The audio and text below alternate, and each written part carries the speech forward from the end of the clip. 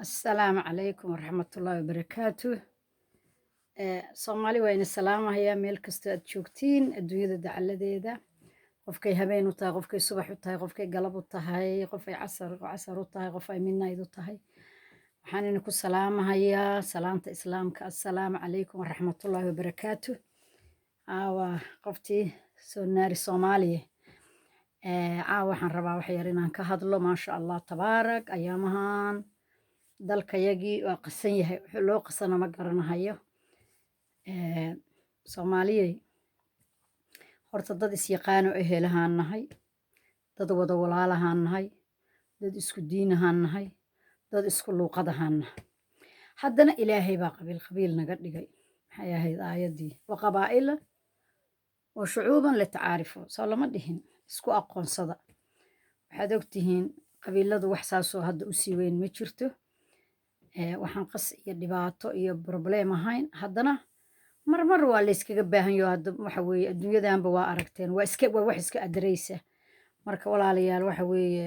dalkii Soomaaliya saad u jeediin waxaa ka jira qas weyn. Caalamkiina meeshuu marhayo waa u jeediin. Yaa horta dad waa ordahayaan. Waxa weeye Westernka waa Mareykan iyo reer Yurub waa ordahayaan. Xataa rucleyn mahayaan. Carabtuna waa rucleynaysaa. Afrikaankana qaar baa gurguuranahaya. Annaka marka kuwa gurguuranahayaan ku jirnaa. Waddankayagii intii la dhisi lahaa oo la isku duubnaan lahaa oo la isjeclaan lahaa baa hadda xataa nimankii madaxweynayaasha ahaa oo madaxweynayaal soo noqday habeenadan oo dhan waxaan fiirinahayay bal hal madaxweyne oo jabhadeeyey ma jiro. Madaxweyne markuu madaxweyne noqdo maasha Allah tabaarak inta ilaahay oofsanaya waxaa fiican intuu dictator hadduusan ahayn ama xukunka uusan ku dhegin waxaa fiican sharafta madaxweyne wax ma oo yar ma ahan. Waxaan u malaynayaa waa darajada qofka bilowaadanka gaaro xagga bilowaadanka midda ugu sarreysa madaxweynenimo. Nin marka madaxweyne soo noqday oo ilaahay sharaf soo siiyey oo ilaahay magac siiyey oo darajatu culyaa aakhirana Allah waa gaarsiinaya hadduu cadaalad sameeyey heerkaas gaaray. oo waxaan ku leeyahay maantay qaab jabhadeyn u hadlahaya. Yaa qalin baa looga raayay nimankan ilma adeerayaashaya oo madaxda ah. Nin walbana hadda calafkiisa ilaahay baa u qoray. Wiilkan waa wiil Soomaaliyeed ummadda kama duwana. Marka waxaan la yaabanahay waa maxay dagaalka iyo rabshadaha iyo ceebta madaxweyne dhahayo muxuu ahaayay wallaahi anigu aad baan horta uga xumahay. aad iyo aad baan uga magaalada xamarna waa wacay maanta waa wacay shala waa wacay dad badan oo ehelkaya jooga walaalahay baa jooga ilma adeeraday baa jooga ma fahanteen anigaan xataa dad badan oo saaxiibaa baan ku leeyahay waxaas aad sheegaysid ma anaa maqlinay dhihin dibaddaana la ka soo wacaya ana la ka weydiinayaa. Marka anu waxaan la yaabana yaa xaggaan ka soo dusayna xaggaan ka ridayna xaggaan ka dhacayna xaggaan ka qabanayna xaggaan ka waxaynayna xaggaan ka mudaharaadayna xaggaan intaa leedihiin. yaa haddii naftu gaarto idinkoo aamusan oon hadalkiina la maqlin oo aan qayladiina la maqlin haddaad ciidan haysatiin iyo haddaad qalin wax ku qabsanaysiin shicibka masaakiinta oo 30 sano dagaalka ku soo jiray oo mid qaxay oo qaxooti noqday oo waddamadan yimid oo waxaan ku leeyahay cayr galay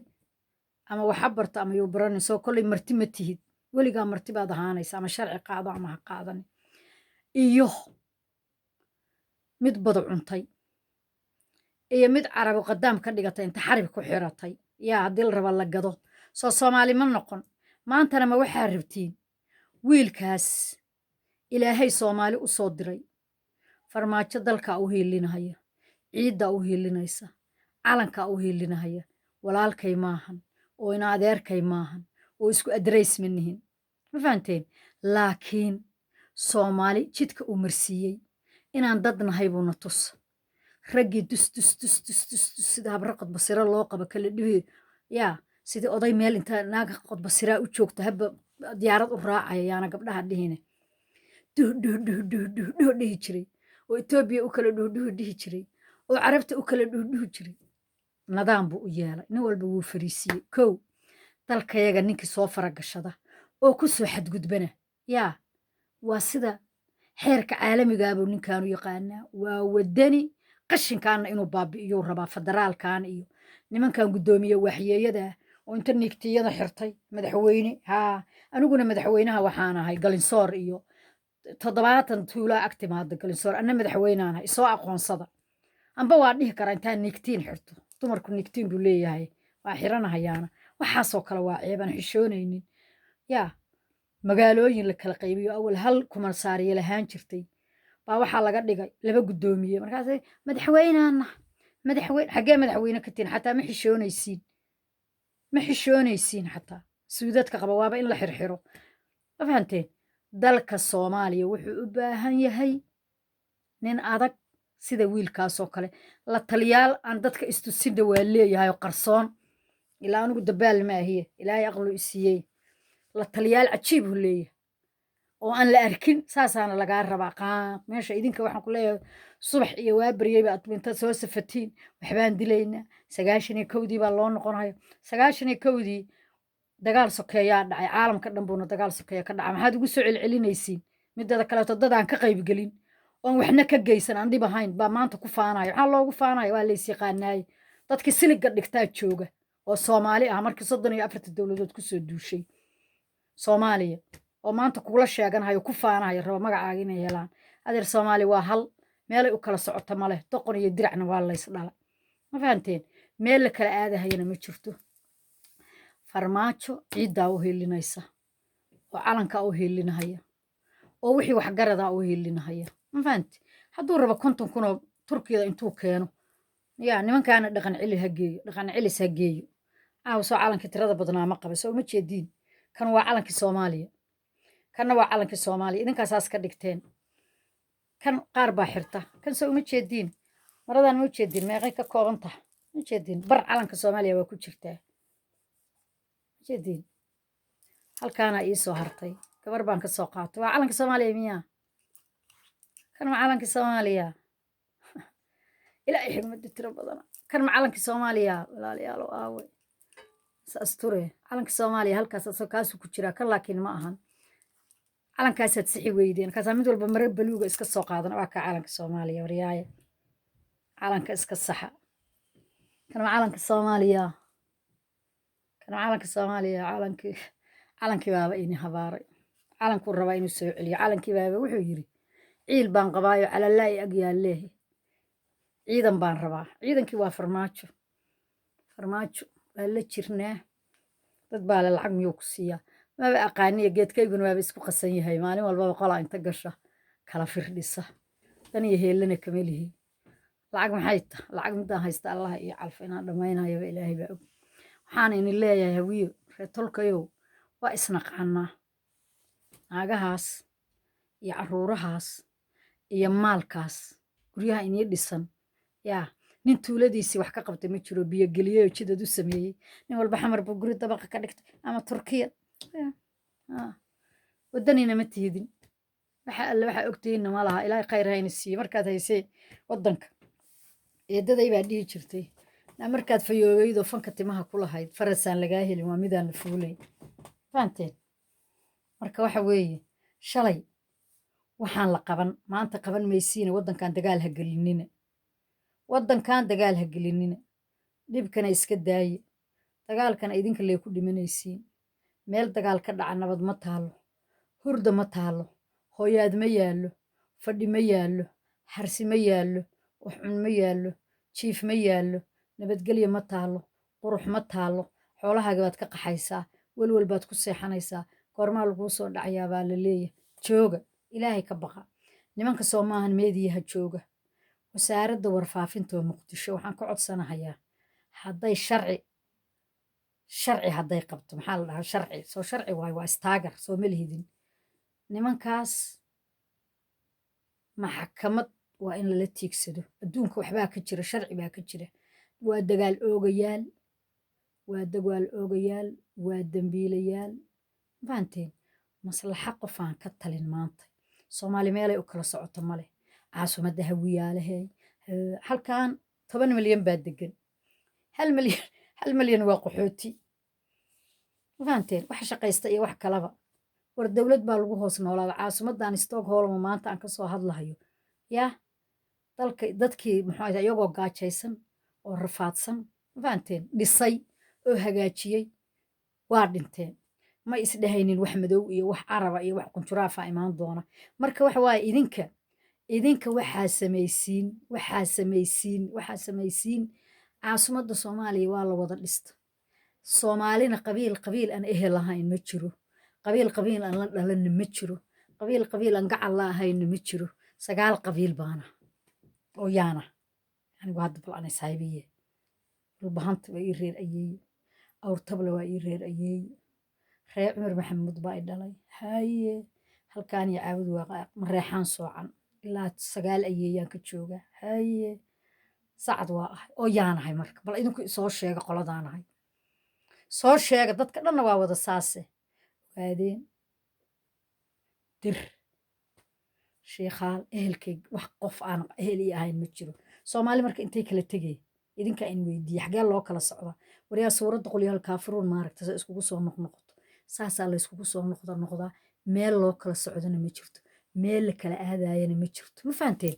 waana saasaana laysku ahaanaya meel loo kala socdana ma jirto jooga nimankaas waxaa la rabaa dhibka wada oo qaska wada anigu dad hala dilo ma dhahay weligayna ma dhahay dad hala dilo aan lay dilin qof kastaba dhaqan celis buu u baahan yahay farmaajo waxaa lagaaga baahan yahay dalkii maanta adaa mas-uulka ah dalkuna kaama maarmo daacad baa tahay wadani baa tahay kii un-kaad aragtay inuu markuu wax qasahayo fisbaynahay saas u fisbaynahayay wuxuu walaaqahaya batrevea kenya waddankayagii soo juqjuqlay baad aragtay vea etoobiya nimankii dhohdhohdhood aad moodda in oday ay u joogto islaanu labeeyo kenya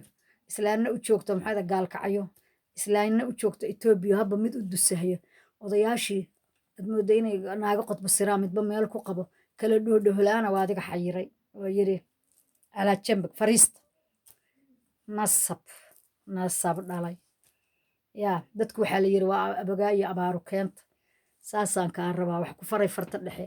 turki u yeero ciidamo u yeero turki way ku ogasho 50 kun oo ciidamaa soo geli dalka farha qaadin afkaaga shib inta tiraahdi silent habeenoo madow soo geli qofna ha dili sababtoo ah ninka xun waxaa laga yaabaa nin fiican inuu dhalo qofna yaan la dilin waa naloo tashaday diintaana loo ka soo duulay dalkaana loo ka soo duulay dhaqankaana loo ka soo duulay ehelnimadaana loo ka soo duulay sababtoo dhulkeennu waa dhul dihin waddamadii kalena dhaqmaadays baa laga dhigo loo dhuuqi jiray latin america iyo ma fahanteen marka waxaa samaysiin farmaajo waxaan ku leeyahay guul hadda lacagna waad ii soo dirtaa waad ogtahay saasay dheheen dalkii walaalahay guul gudbiya caawa gaarsiiye ehella waa nahay soomaali baan lalaa wadaagnaaye ilaahay baa kula jira subxaana watacaala afka 50 kun oo turki ka soo kaxayso dhaqan celis wadagee dadkan mucaaradka waddan ka fakari mahayaan dalla ka fakari mahayaan waxay rabaan fahanti wax ay ka fakarayaan sidaadoo kale maahan hebel nina waxa qoonba ambassador laga dhigay ninka la geeyay Djibouti waa wadaad nin diinta yaqaana leedin wax ma yaqaan cilmiga leeyni sheegayo yaa waa diin qofku markuu diin yaqaano si kasta ha ahaado waa nin xakamaysan sababtoo diintu qofka way celisaa fahanteen hadduusan u waalan ninka waa nin ehlu diin waa mutacallim ma sha Allah tabaarak anu magaciisi waa iloobay laakiin waxaan idhaahdaa kaartadii duugayd ninkii dhihi jiray waa aqaanay waa nin aftahana waa nin komediistaa tiyaatarka ku fiican iyo waxyaalahaas waa nin farxaan waa nin ehlu diin isagoo dikriyanahay xataa waa arka ma sha Allah tabaarak marka nin cilmi leh hadhihnina wax ma yaqaan waa badowna hadhihnina waa nin quraanka yaqaan oo sheekha wuuna istaahilaa meesha ugu sarreyso qof bilow aadana gaarana waa haddaad maqashin ambassador waa nin waddan dhan buu matalhayaa waddanka Soomaaliya matalhayaa sirtiisii xogtiisii xaaladiisii waa kaas anoo hadda wax waaye waxaan bartaa hadda haddii ilaahay waxaa laga yaabaa mustaqbalka waa la is arki doonaa haddaan la dhimane anoo facaasaan hadda wax bartaaye dhegeysta dhaafa farmaajo waa wadani waa Soomaali askarta soo u dhisay siduu wax u nadaamshay siduu wax u rabo waanu jeednaa qabiilla hadda ilaahay baa ka dhigay hadduu dad uu yaqaano iyo saaxiib leeyahay iyo dad walaala iyo dad ehelkiisana hadduu shaqooyin geeyey waaba diiniyana waxaa lagu leeyahay marka hore qoyskaaga wax sii laakiin hadda wixii dadka laga dhexeeyey ma u siinina wuxuu siiyey qalin buu wax ku siiyey mafahanti marka waxaad samaysiin tartiibsada idinkase maxaa la qaaqaaq leedihiin reer abtigay hadli maahayaan puntland jubbalandna hadli maysee maxaa la qaqow leedihiin idinka oo inahaya waxa inahayoo gaarka maxay tahay khayr allah ina siiye soomaaliya oo dhan waxay u baahan tahay rihaab bay u baahan tahay waa in urduqaan la warsado dad aqoon yahanaa oo dadka konton ama laba boqol rihaab loo furo wacdigelisay rabaan calankana naga saxa calanka soomaaliya waa kaas waa kaa calanka soomaaliya war gudbiye calanka soomaaliya waa kaas calankiina wuxuu yidhi calalaay agyaalo ciidan baan rabaa calalaay agyaalo tulaayay ciidan baan rabaa ciidankiina waa yimid ninkaas mideeyaa yimid mideeye waa kaas khayr iyo barwaaqo walaalayaalo haddii wax gafa iga dhicin raalli ahaado dad inaan wax ka sheega ma rabee khayr iyo barwaaqa inii rajaynayaa waa sidaas fi amaanin laha ila liqaa